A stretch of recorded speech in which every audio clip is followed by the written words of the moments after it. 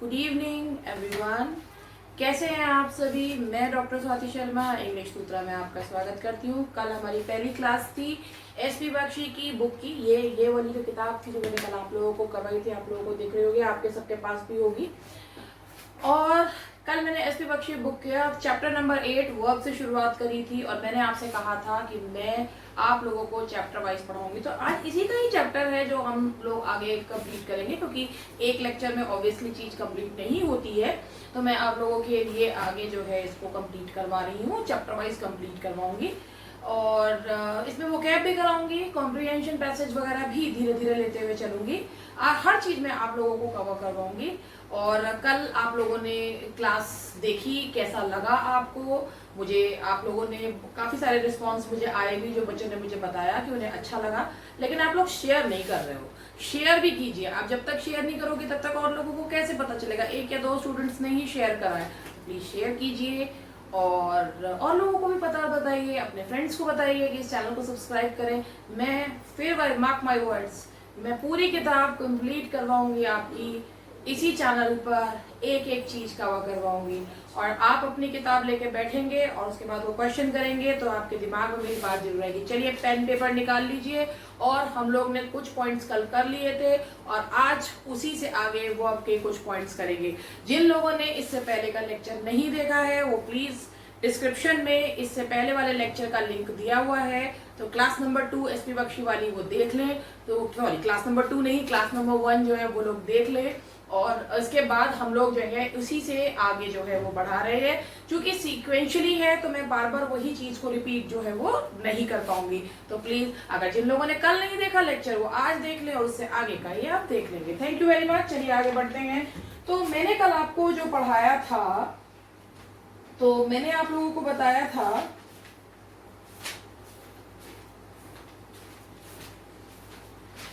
मैंने आपको कुछ पॉइंट्स जो है वो करवा दिए थे। तो वर्ब का ही हमारी जो है वो चैप्टर जो है वो वर्ब वाला ही चल रहा है। तो आप लोगों को वर्ब से ही मैं आपके क्वेश्चंस जो है वो उसी से ही मैं फॉर्मेट में आपका रूल भी बताऊंगी।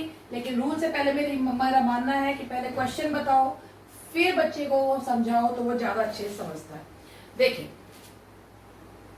ये एक्सरसाइज नंबर ए, इसका क्वेश्चन है नंबर 4। लाइम एंड सोडा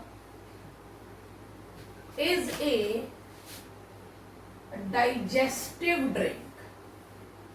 ये क्वेश्चन है।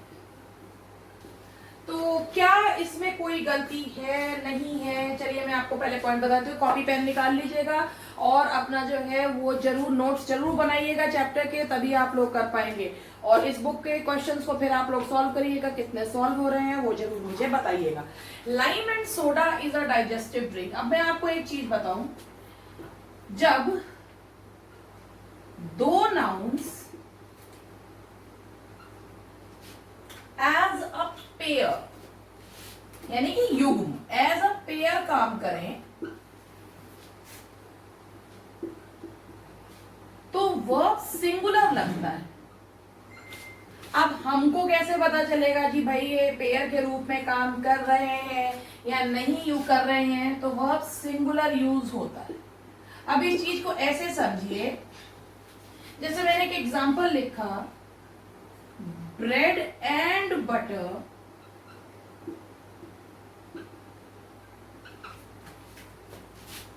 a wholesome breakfast। a wholesome breakfast इस बात का मतलब हुआ कि एक संपूर्ण नाश्ता है। पता है आपको क्या करना है। एक इसमें क्या कहते हैं कि भाई पेयर की तरह काम करते हैं, ये वाला रूल एग्जाम में मतलब बुक्स में लिखा रहता है। अब मैं आपको जो समझा रही हूँ वो ध्यान से समझिएगा। देखिए अगर दो वर्ड्स, दो नाउन्स हैं जो एज अ पेयर यूज होते हैं, कौन कौन से पेयर में यूज होते हैं। Bread and butter, rice and करी, लाइम एंड सोडा,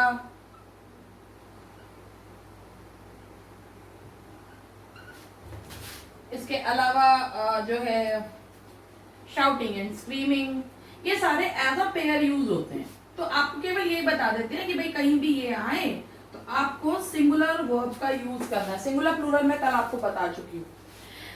पता है क्या करना होता है, जब कभी अगर दो नाउन एज अ पेयर काम कर रहे हैं या नहीं कर रहे हैं, ये हमें ना इस बार सब्जेक्ट से नहीं पता चलता, हमको पता चलता है ये ऑब्जेक्ट से। आप देख रहे हैं ऑब्जेक्ट है यहाँ पे क्या, ड्रिंक, ड्रिंक के पहले क्या लग रहा है, ए। तो इससे ये पता चल रहा है कि लाइम एंड सोडा मिलकर एक युग्म का काम कर रहे हैं, एक पेयर का काम कर रहे हैं। कि लाइम एंड सोडा का वो होता है ना, कंचे वाली बोतल जो होती है, लाइम एंड सोडा जो होता है उसको जो है बोला जाता है lime and soda is a digestive drink. तो कभी जब दो पेयर नाउन्स, दो नाउन जो एज अ पेयर यूज होते हैं तो वो सिंगुलर लगेगा कि प्लूरल, वो आपको देखने के लिए आप सब्जेक्ट मत देखो, आप क्या देखो, ऑब्जेक्ट। आपने यहाँ देखा, यहाँ ए डाइजेस्टिव ड्रिंक लगा है तो यहाँ पर इजी आएगा। मान लो ये ऐसे लिखा होता है राइस एंड करी स्टार्ची, एक मिनट मैं इसको मिटा रही हूं, स्टार्ची आइटम्स ऑफ फूड। अब यहाँ देखिए, वैसे राइस एंड करी एक ऑब्जेक्ट के सब्जेक्ट के रूप में देखें तो हमें लगेगा जी ये तो पेयर नाउन है तो इज लगा दो। लेकिन आपको मैंने बताया कि अगर आपको पेयर नाउन दिख रहा है तो आप वो मत देखो, आपको क्या देखना है, ये यहाँ पे लिख देती हूँ होलसम ब्रेकफास्ट। तो राइस एंड करी स्टार्ची आइटम्स ऑफ फूड। अब स्टार्ची आइटम्स लिखा हुआ है, आइटम्स लिखा हुआ है ना, ये आइटम्स प्लूरल है तो यहाँ आर कर देंगे। Bread and butter A wholesome breakfast, एक की बात करी जा रही है तो इज। तो जब भी कभी आपके दो नाउन्स मिलकर एज अ पेयर काम करें तो उसमें सब्जेक्ट मत देखिए, ऑब्जेक्ट देखिए, ऑब्जेक्ट को देखकर उसमें वर्ब का यूज कीजिए।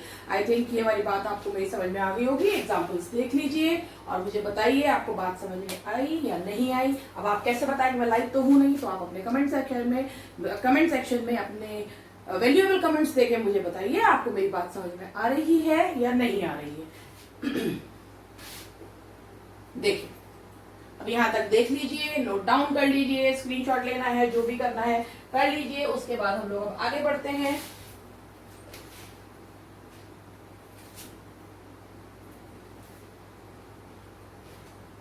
देखिए, अब ये इसको मैं जो है वो इरेज कर दूंगी तो आप लोग देख लीजिए। अब हम आगे बढ़ते हैं। तो ये हुआ हमारा question number 4।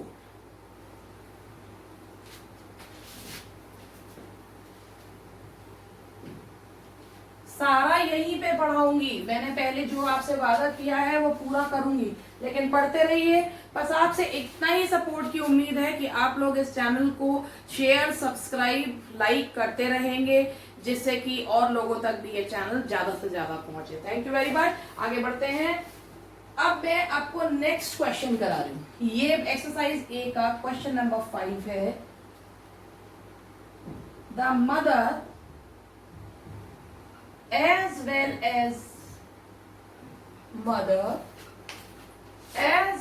as her children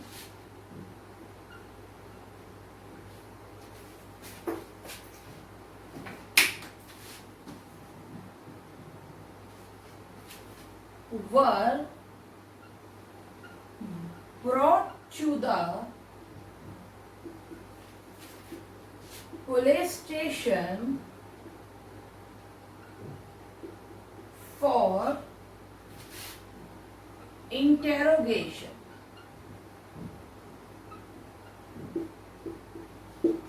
अब मैं आपको इस सेंटेंस को पहले हिंदी में बता देती हूँ कि इस सेंटेंस का मीनिंग क्या है।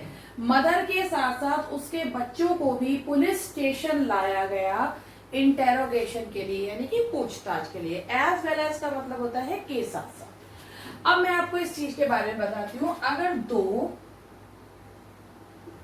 या दो से ज्यादा सब्जेक्ट्स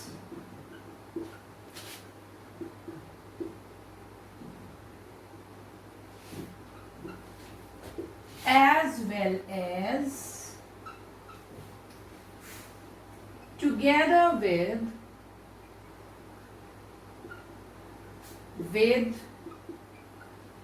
along with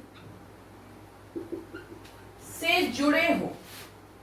देखो बच्चों, मैंने इसमें सब्जेक्ट वगैरह सब सब्जेक्ट सिंगुलर प्लूरल इसलिए नहीं बता रही हूँ क्योंकि इससे पहले के लेक्चर में मैं ये सब बता चुकी हूँ।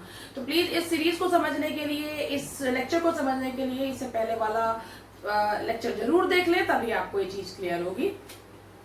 विद अलॉन्ग विद से जुड़े हों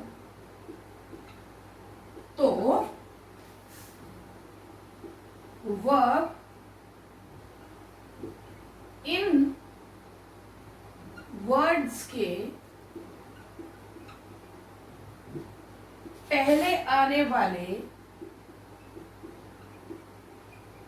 सब्जेक्ट के अकॉर्डिंग होगा। देखिए जो पॉइंट लिख दिया, अब मैं इसको आपको पहले पॉइंट लिखा हुआ मैं समझाती हूँ। देखो यहाँ पे दो सब्जेक्ट जुड़े हैं, ये मदर है, ये हर चिल्ड्रन है। जुड़े किससे? एज वेल एज से जुड़े। तो भाई देखो सब्जेक्ट नंबर 1 क्या है? मदर। सब्जेक्ट नंबर 2 क्या है? Her children. Mother singular subject है, हर चिल्ड्रन जो है वो प्लूरल सब्जेक्ट है। अगर मान लो यहाँ पे नॉट ओनली बट ऑल्सो होता तो जो मैंने कल बताया था कि भाई और के बाद, नॉर के बाद, बट के बाद वाले सब्जेक्ट के अकॉर्डिंग लगाना है, लेकिन इसमें मैंने क्या बताया, इसमें उल्टा है। इसमें इससे जस्ट पहले वाले सब्जेक्ट के अकॉर्डिंग लगता है। तो हमको क्या दिख रहा है कि यहाँ पे हमारा सब्जेक्ट कैसा है? सिंगुलर है। अब भाई जब सिंगुलर सब्जेक्ट है, क्या बताया मैंने, ये जितने भी है देखो इनका भी मीनिंग बताती हूँ। एज वेल एज के साथ साथ, टुगेदर विद के साथ, विद साथ, अलोंग विद के साथ साथ। पता है अगर एंड से जोड़ते हैं तो वो प्लस हो जाता है, प्लूरल हो जाता है। लेकिन अगर अलोंग विद, टुगेदर विद से जोड़ते हैं तो वो दो अलग अलग। जैसे आप ये मानो अगर आप 1 + 1 करते हो तो 2 है, लेकिन अगर आप इसमें 1 + 1 जो लिख रहे हो उसमें 1 + 1 अगर एंड करते हो तो वो 2 होता है। लेकिन अगर आप as well as, together with लगाते हो तो ये दोनों सब्जेक्ट्स अलग अलग माने जाते हैं। ठीक है, इंग्लिश का मैथ से ही। तो इसमें क्या है, एज वेल एज के पहले क्या दिया हुआ है? सिंगुलर सब्जेक्ट दिया हुआ है। अब सिंगुलर सब्जेक्ट दिया हुआ है तो ये वर्ब भी कैसा हो जाएगा? सिंगुलर। जो मैंने आपको कल बताया था कि जिस वर्ब में एस लगा हुआ हो वो अपने आप कहता है कि वो सिंगुलर है, तो ये क्या हो जाएगा? सिंगुलर हो जाएगा। तो ये है आपका सिंगुलर वर्ब। आई होप आपको मेरी बात समझ में आई। आप लोग आराम से इसको पॉइंट को देखो, क्या समझाया है मैंने, उस चीज को समझो, फिर उसके बाद हम लोग आगे बढ़ते हैं।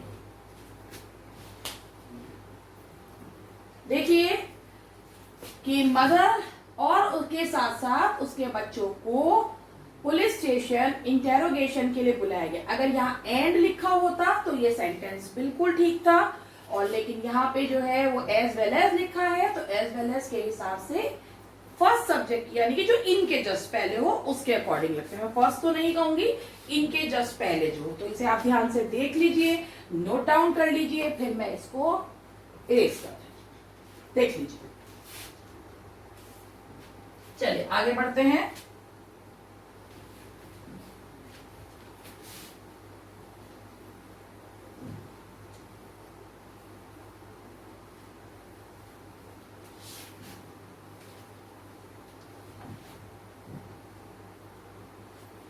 अब मैं आगे आपको जो क्वेश्चन है इसी बुक का, मैं आपको जो अभी मैंने पढ़ाया वो देखिए, आपको इसी में क्वेश्चन ऐसे मिल भी जाएंगे।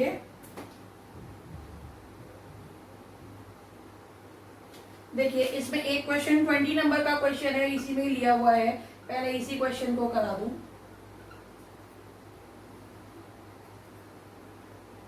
He, like the members of his family,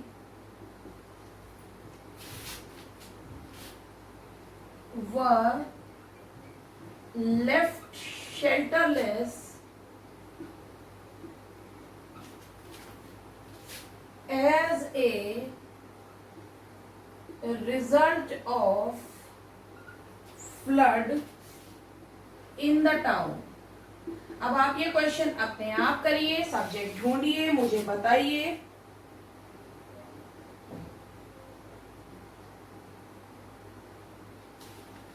और इसके अलावा मैं आपको एक और क्वेश्चन करा रही हूँ, वो भी इसी का ही है जो मैंने इससे पहले वाला कराया है, 15वां नंबर का क्वेश्चन, एक्सरसाइज नंबर 1 का ही।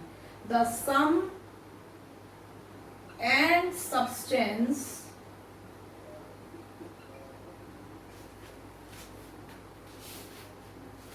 of the passage is beyond my understanding।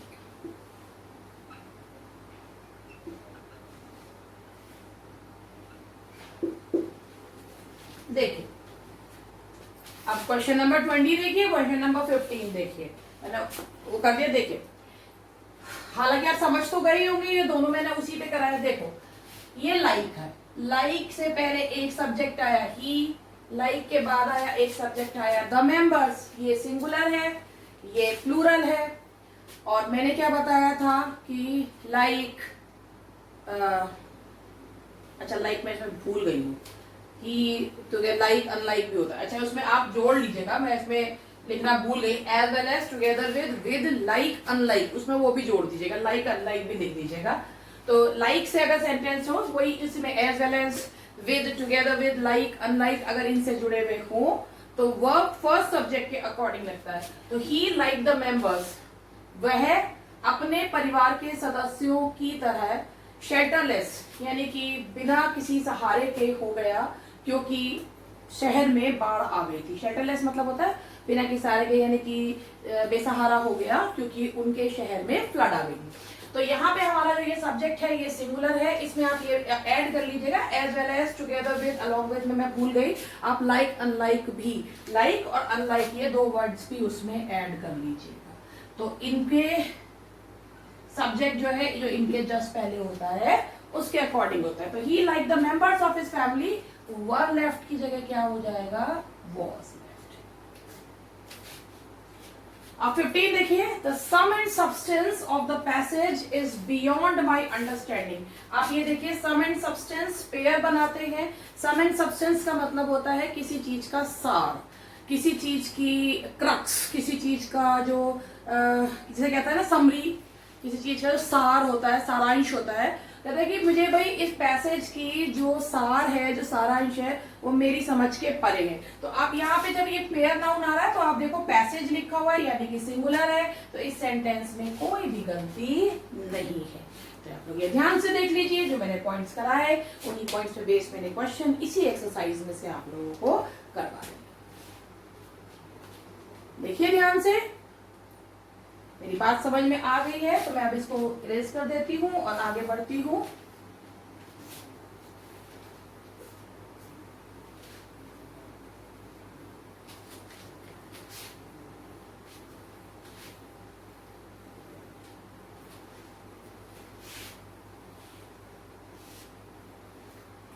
अब हम लोग आगे बढ़ते हैं। अब मैं आपको नेक्स्ट पॉइंट बताती हूं। मैं आपको क्वेश्चन नंबर 7 करा रही हूं, 6 बातें कराऊंगी।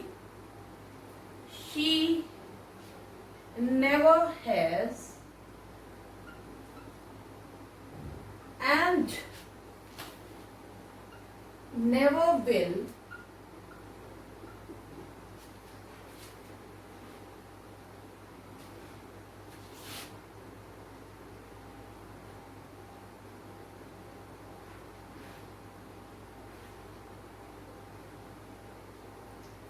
allow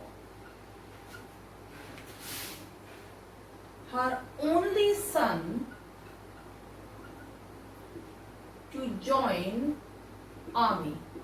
ये आपका क्वेश्चन नंबर 7 है।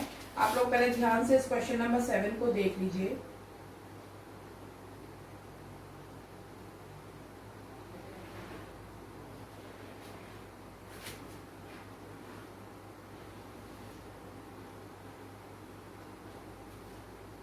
देखिए अब मैं आपको जो ये पॉइंट समझा रही हूं उसको ध्यान से समझिएगा। अगर एक सेंटेंस में दो हेल्पिंग वर्ब्स आ रहे हैं, एक सेंटेंस में दो हेल्पिंग वर्ब्स आ रहे हैं,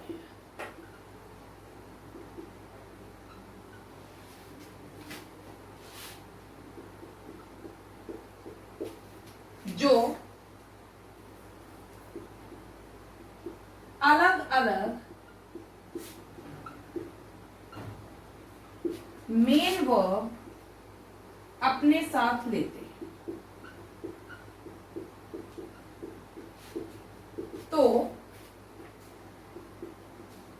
दोनों के मेन वर्ब्स उनके हेल्पिंग वर्ब्स के साथ लगाएंगे। अब मेरी बात को दोबारा से समझिए, मैंने क्या समझाया। पहली बात है, ना तो उसने कभी अलाउ किया है और ना ही करेगी अपने इकलौते बेटे को आर्मी ज्वाइन करने के। यहाँ पर आया है हेल्पिंग वर्ब हैज और यहाँ पे आया है हेल्पिंग वर्ब विल। अब देखिए, हैज लेता है अपने साथ, हैज, हैव और हैड ये अपने साथ लेते हैं मेन वर्ब की थर्ड फॉर्म, और जितने भी मॉडल्स होते हैं वो अपने साथ लेते हैं वर्ब की फर्स्ट फॉर्म। तो भाई विल मॉडल है, विल ने अपने साथ वर्ब की फर्स्ट फॉर्म ले रखी है। लेकिन इस वाले वर्ब की वर्ब कहाँ गई? क्योंकि मैंने आपको क्या बताया, अगर एक सेंटेंस में दो हेल्पिंग वर्ब्स आ रही हैं जो अलग अलग मेन वर्ब अपने साथ लेते हैं, तो दोनों के साथ उनके हेल्पिंग वर्ब के, दोनों के मेन वर्ब उनके हेल्पिंग वर्ब्स के साथ लगाएंगे। तो यहाँ पे हमारा ये वर्ब क्या था? अलाउ। तो विल का तो अलाउ लिखा हुआ है, हैज का नहीं है, तो हम क्या कर देंगे, यहाँ लगा देंगे allowed. She never has allowed and never will allow her only son to join army। यहां तक देखिए, फिर दोबारा से बता देती हूँ, अगर एक सेंटेंस में दो हेल्पिंग वर्ब्स आ रहे हैं और दोनों अलग अलग मेन वर्ब ले रहे हैं, तो दोनों हेल्पिंग वर्ब्स के साथ उनका मेन वर्ब लगाया जाएगा, नहीं तो वो सेंटेंस बिल्कुल गलत जो है वो माना जाएगा। तो यहां तक ये पॉइंट लिखिए, और ये बहुत ही पॉइंट्स जो है मैं आप लोगों को ऐसे बता रही हूँ, जो आपको पता ही है ये बुक जो है वो पूरी इंग्लिश टू इंग्लिश बुक है। समटाइम्स बच्चों को इसको समझने में दिक्कत होती है, कुछ का कुछ समझते हैं, that is why I have translated this book. मैंने इस बुक को सबको सिंपल लैंग्वेज में करके आप लोगों को मैं बता रही हूँ। जो बच्चे इंग्लिश मीडियम के हैं उनके लिए इसमें शॉर्ट में दे रखा है, मैं आपको डिटेल में हर चीज जो है वो समझा रही हूँ। तो इसीलिए मैं आप लोगों के लिए इतनी मेहनत कर रही हूँ, तो प्लीज आप लोग भी मुझे सपोर्ट करें, इस चैनल को उठाने में बढ़ाने में अपना योगदान जरूर दें। चलिए यहां तक ये लिख लीजिए। अब यहां तक ये हमारा हुआ, क्वेश्चन नंबर 7 कराया मैंने आपको। अब मैं आपको इसका नेक्स्ट पॉइंट पार्ट कर,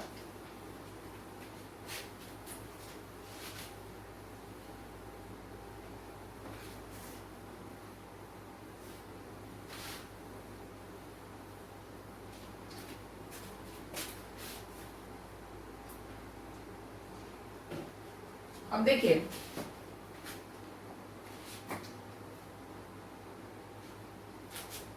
अब इसी का ही मैं आप लोगों को करा रही हूँ, 9th क्वेश्चन करा रही हूँ इसी का ही। मैं पहले क्वेश्चंस लिख देती हूँ फिर आप लोगों को बताती हूँ।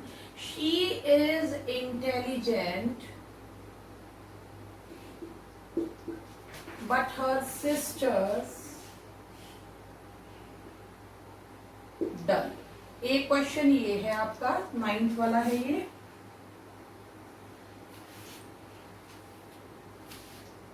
एक क्वेश्चन है आपका ये 11th। 20 ऑफिसर्स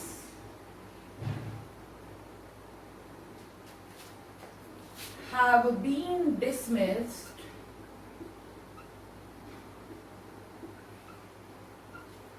and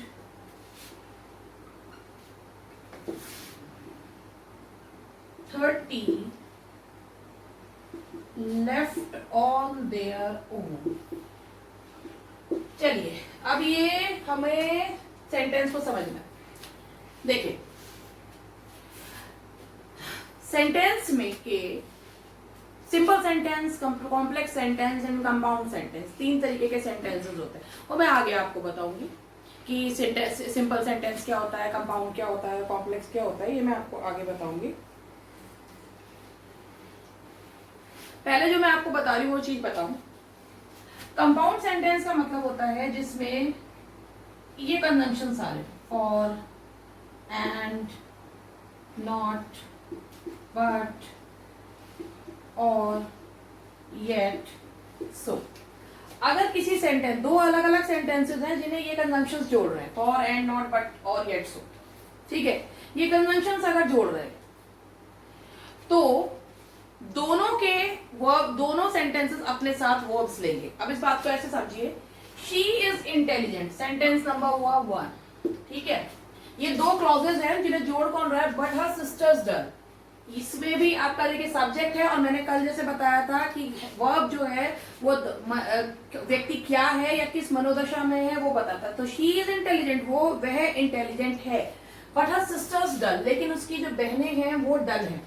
अब इसमें प्रॉब्लम क्या है कि अगर दो सेंटेंसेस, दो क्लॉजेस इन कंजंक्शन से जुड़ी हुई है, एंड बट वगैरह से जुड़ी हुई है, आप इसे मानिए एंड और बट से मान लीजिए, एंड और बट से जुड़ी हुई है, ठीक है। मैं इसको जरा लिख देती हूँ सारे पॉइंट को।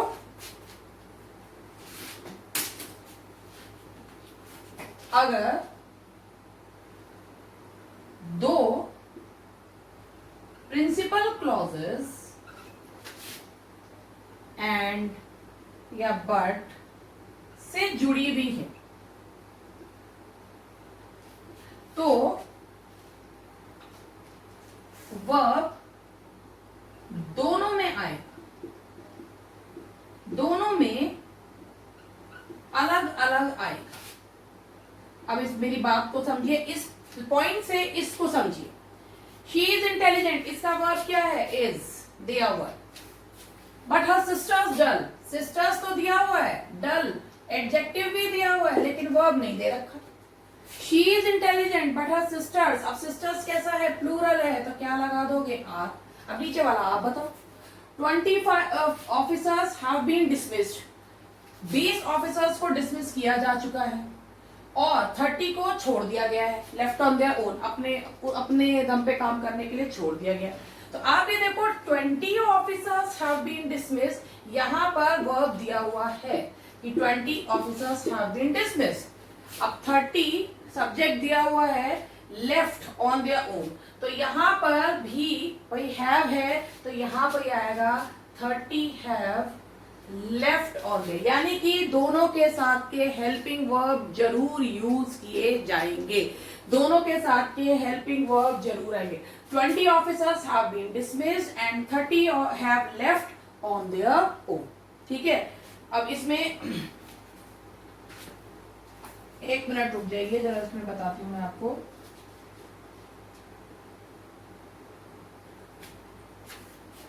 क्योंकि इसका जो है वो हेल्पिंग वर्ब हैव था, तो यहां पर भी क्योंकि ये दोनों जो है सेम प्रिंसिपल क्लॉजेस जुड़ते हैं, तो इसीलिए यहां पर भी जिस टेंस में ये होगा उसी टेंस में होगा, इसीलिए यहां पर भी हैव का यूज जो है वो किया जाएगा। आप ध्यान से देख लीजिए, मैंने बताया अगर दो प्रिंसिपल क्लॉज का मतलब होता है जो इक्वल रैंक के क्लॉजेज होते हैं, जो दूसरे पे डिपेंड नहीं होते हैं।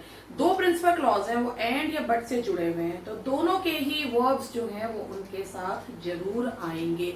अगर वो वर्ब्स नहीं दिए हुए तो इसका मतलब वो सेंटेंसेस गलत है। तो यहां तक देख लीजिए, बताइए आपको कैसे लगे, ये पॉइंट्स आप लोग को समझ में आ रहे हैं या नहीं आ रहे हैं। अभी मैं आप लोगों के साथ इतने ही पॉइंट्स जो है वो डिस्कस कर रही हूँ। जिन लोगों ने नहीं देखा है इससे पहले का लेक्चर भी देख ले, और आज का और बाकी की जो क्लास है वो हम लोग करेंगे कल।